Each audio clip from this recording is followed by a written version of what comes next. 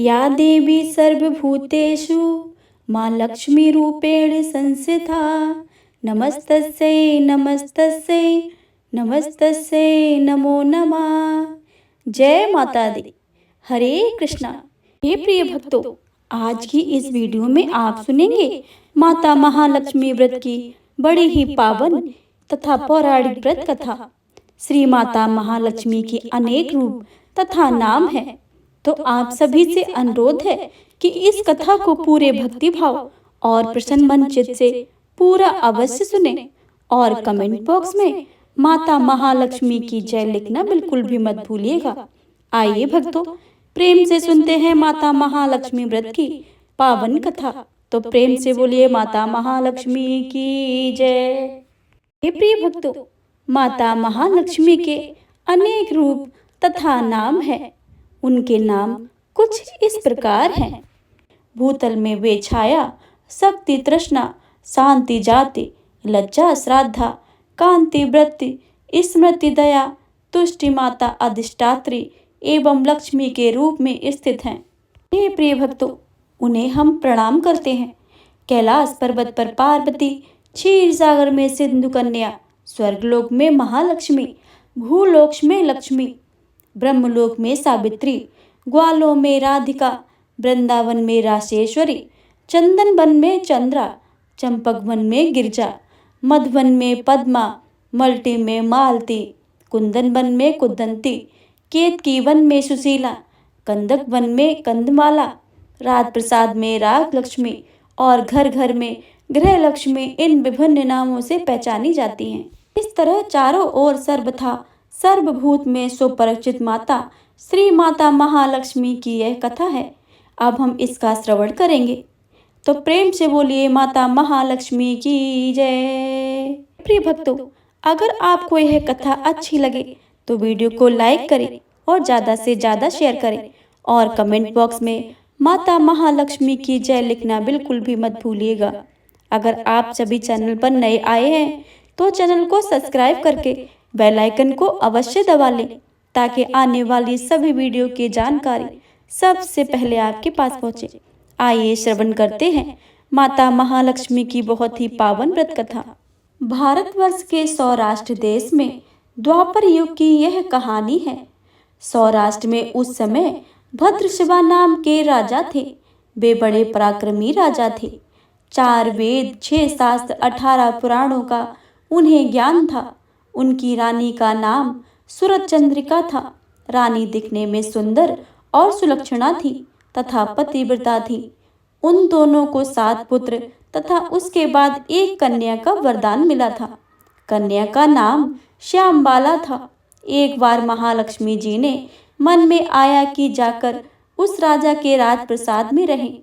इससे राजा को दुगनी धन दौलत की प्राप्ति होगी और उस धन से दौलत से अपनी प्रजा को और सुख दे पाएगा। गरीब के घर आकर रहेंगे तो उसे धन दौलत प्राप्त हो तो वह स्वार्थी होकर केवल अपने ऊपर ही खर्च करेगा। यह सोचकर श्री महालक्ष्मी जी ने बुढ़िया ब्राह्मणी रूप का धारण कर लिया। हाथ में लाठी लिए लाठी के सहारे रानी के द्वार तक पहुंची। यद्यपि उन्होंने बुढ़िया औरत का रूप धारण किया था, पर उनके चेहरे पर देवी का तेज था। उन्हें देखते ही एक दासी सामने आई। उसने इनका नाम धाम काम धर्म पूछ डाला। हे प्रिय भक्तों, वृद्ध ब्राह्मण का रूप धारित माता लक्ष्मी ने कहा, बालिके, मेरा नाम कमला है। मेरे पति का नाम भुवनेश है। हम द्वारका में रहते हैं। तुम्हारी रानी पिछले जन्म में एक वैश्य की पत्नी थी। वह वैश्य गरीब था। दरिद्रता के कारण हर रोज घर में झगड़े होते थे तथा उसका पति रोज उसे मारता पीटता था। इन बातों से तंग आकर वह घर छोड़कर चली गई तथा वन जंगल में खाली पेट भटकने लगी। इससे उसकी दुर्दशा से मुझे दया आई। तब मैंने उसे सुख संपत्ति देने वाली श्री महालक्ष्मी की कथा सुनाई। मेरे कहने पर उसने श्री महालक्ष्मी जी का व्रत किया। श्री महालक्ष्मी प्रसन्न हुई और उसकी गरीबी दूर हुई। उसका घर संसार धन दौलत संपत्ति संपत्ति से भर गया। बाद में पति पत्नी दोनों परलोक सिधार गए। लक्ष्मी व्रत करने के कारण वे लक्ष्मी लोक में रहे। उन्होंने जितने साल महालक्ष्मी का व्रत किया था उतने हजारों साल उन्हें सुख भोग मिला। इस जन्म में उसका जन्म राजघराने में हुआ, परंतु वह श्री महालक्ष्मी का व्रत करना ही भूल गई। उसे यह याद दिलाने मैं यहाँ आई हूँ। बुढ़िया की बातें सुनकर दासी ने उन्हें प्रणाम किया तथा श्री महालक्ष्मी का व्रत किस तरह किया जाए इस बारे में पूछा। बुढ़िया रूप धारण किए हुए श्री महामाता लक्ष्मी ने दासी को पूजा की विधि तथा महिमा बताई। इसके बाद वह दासी माता को प्रणाम कर रानी को बताने अंदर चली गई। राजवैभव में रहते हुए रानी को अपने ऐश्वर्य का बहुत घमंड हुआ था। संपत्ति तथा अधिकार की वजह से वह उन्मत्त हो गई थी। दासी द्वारा बताई गई बुढ़िया की बातें सुनकर वह आग बबूला होकर राजद्वार पर आकर बुढ़िया रूपी श्री महालक्ष्मी पर बरस पड़ी।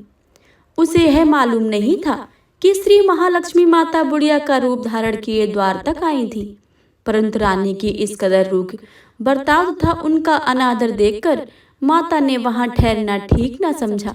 वे वहां से चल पड़ी। राह में उन्हें राजकुमारी श्यामबाला मिली। उन्होंने श्यामबाला को सारी बात बताई। श्यामबाला ने अपनी और श्री महालक्ष्मी माता से क्षमा मांगी। माता को उस पर दया आई। उन्होंने श्यामबाला को श्री महालक्ष्मी व्रत के बारे में बताया। उस दिन अगहन मास का पहला गुरुवार था। श्यामबाला ने परम श्रद्धा से श्री महालक्ष्मी का व्रत रखा। फलस्वरूप राजा सिद्धेश्वर के सुपुत्र मालाधार से उसका विवाह हुआ। वह धन दौलत ऐश्वर्य वैभव से मालामाल हो गई। पति के साथ ससुराल में आनंद से दिन बिताने लगी। इधर श्री महालक्ष्मी रानी पर प्रकोप हुआ। फलस्वरूप राजा भद्रसभा का राज्य एवं राज कारोबार नष्ट हो गया। यहाँ तक कि खाने के लाले पड़ गए। ऐसी हालत में एक दिन रानी ने राजा से निवेदन किया, हमारा दामाद इतना बड़ा राजा है, धनवान है, ऐश्वर्यशाली है, क्यों ना उसके पास जाएं, अपना हाल उसे बताएं, वह जरूर हमारी मदद करेगा। इस बात पर राजा भद्रसभा दामाद के पास रवाना हुए। राज्य से पहुंचकर एक तालाब के किनारे थोड़ी देर विश्राम लेने के लिए ठहरे। तालाब से पानी लेने आते जाते दासियों ने देखा। उन्होंने विनम्रता से उनकी पूछताछ की। जब उन्हें यह मालूम हुआ कि वे रानी श्यामबाला के पिता हैं, तो दौड़ते हुए जाकर उन्होंने रानी को सारी बातें बताईं। रानी ने दासी के हाथ राज परिधान बेचकर बड़े ठाट से उनका स्वागत एवं आदर सत्कार किया, खान पान करवाया। जब वे लौटने लगे तो सोने की मोहरों से भरा घड़ा दिया।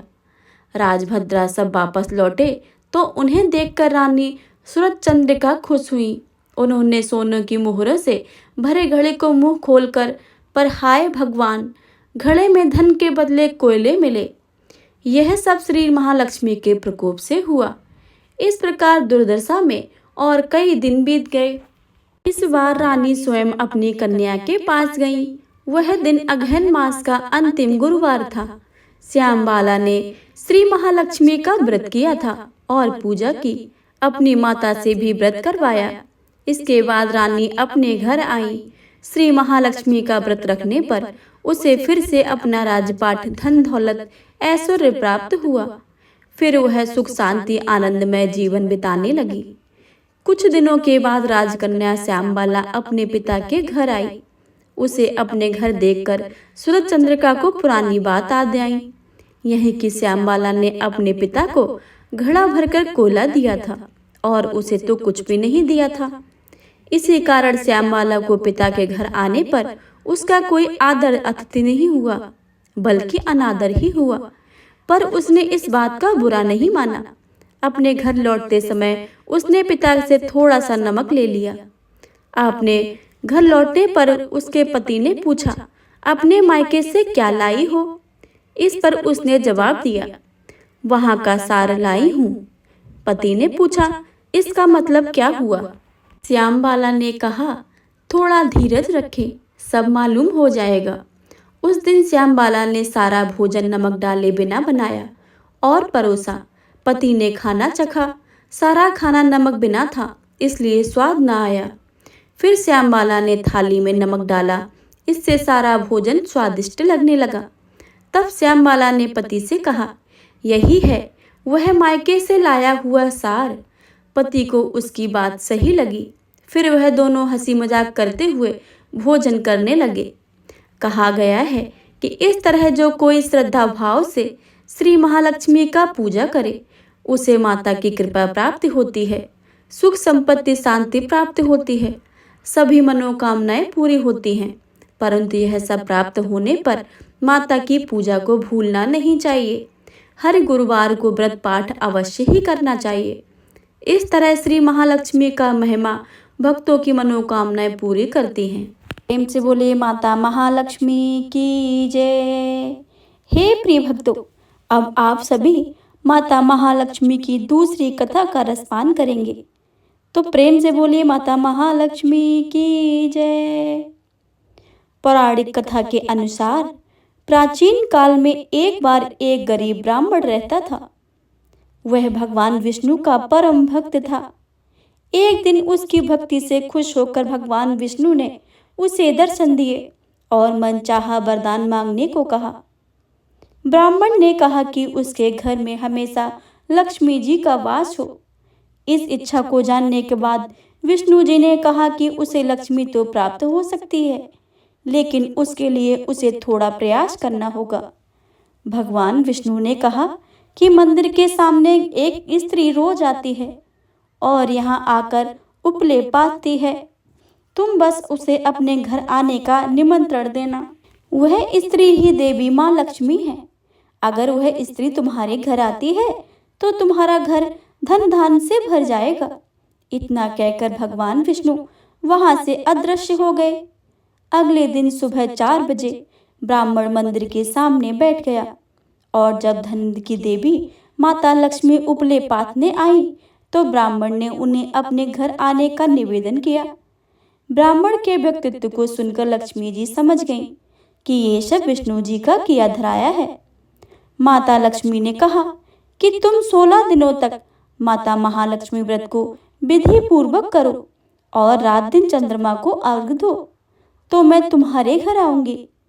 देवी के कहे अनुसार ब्राह्मण ने देवी का व्रत एवं पूजन किया और उत्तर की दिशा की ओर मुंह करके माता लक्ष्मी को पुकारा। अपने वचन को पूरा करने के लिए देवी की धन देवी प्रकट हुई और उन्होंने गरीब ब्राह्मण के हर कष्टों को दूर किया और उसके घर को सुख संपत्ति से भर दिया। माता महालक्ष्मी व्रत को पूरे विधि विधान से करने से मनुष्य की सभी मनोकामनाएं पूर्ण हो जाती हैं। हे प्रिय भक्तों, माता महालक्ष्मी की इस कथा को कहने वाले, सुनने वाले और हुंकार भरने वाले सभी भक्तों पर धन धान्य का भंडारा भरना और आपने जैसे उस ब्राह्मण देवता के घर धन धान्य के भंडारे भरे हैं, उसके कष्टों को दूर किया है, ऐसे ही इस कथा को कहने, सुनने और हुंकारा भरने वाले सभी भक्तों पर अपनी कृपा बनाए रखना। तो प्रेम से बोलिए माता महालक्ष्मी की जय। प्रिय भक्तों, अगर आप सभी को ये माता महालक्ष्मी की कथा अच्छी लगे तो वीडियो को लाइक करें और ज़्यादा से ज़्यादा शेयर करें और कमेंट बॉक्स में माता महालक्ष्मी की जय लिखना बिल्कुल भी मत भूलिएगा। अगर आप सभी चैनल पर नए आए हैं तो चैनल को सब्सक्राइब करके बेल आइकन को अवश्य दबा लें ताकि आने वाली सभी वीडियो की जानकारी सबसे पहले आपके पास पहुंचे।